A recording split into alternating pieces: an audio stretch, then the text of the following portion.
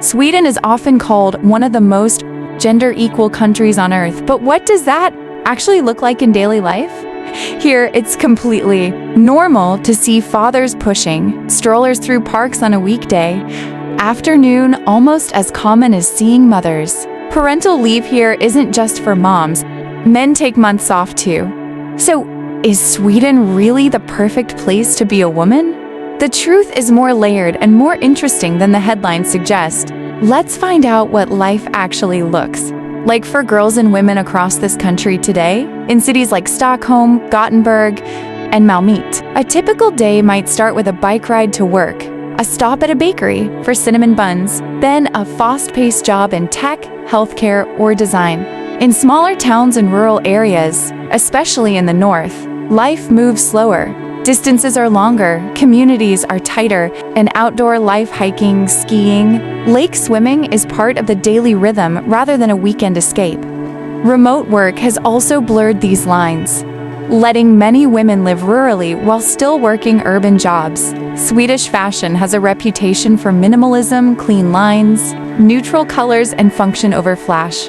Think quality wool coats, denim, and sneakers, rather than heavy makeup or elaborate outfits. Skincare tends to matter more than makeup here, with an emphasis on a natural look rather than heavy contouring. That said, traditions haven't disappeared. During midsummer celebrations, many women still wear flower crowns and folk-inspired dresses, a moment where old customs and modern style meet. Sweden offers free university tuition to its citizens, and women make up the majority of university students nationwide. Careers in medicine, law, engineering, and tech are increasingly common paths. Stockholm in particular has become a major startup hub, and women entrepreneurs are gaining more visibility, especially in sectors like sustainability, fashion tech, and health. Generous parental leave and subsidized childcare mean many women return to full-time careers without long career breaks, something that stands out to visitors from many other countries. Still, gaps remain. Women are still underrepresented in top executive roles and certain fields like engineering, even as the country works to close that gap. Fika, the Swedish coffee break, is a genuine social institution. Meeting friends for coffee and pastries isn't a luxury. It's a weekly ritual. Fitness culture is strong. Running, group workouts, and outdoor training are hugely popular among Swedish women of all ages. Social media use mirrors much of the West, Instagram and TikTok for lifestyle content, but with less emphasis on glamour and more on everyday authenticity. Nature and minimalism, sauna culture, and lake swimming, even in colder months, remain a shared social activity across generations. Dating in Sweden tends to be casual and low pressure. Many young Swedes date for years before considering marriage, and living together, known as sambo, is extremely common and socially accepted.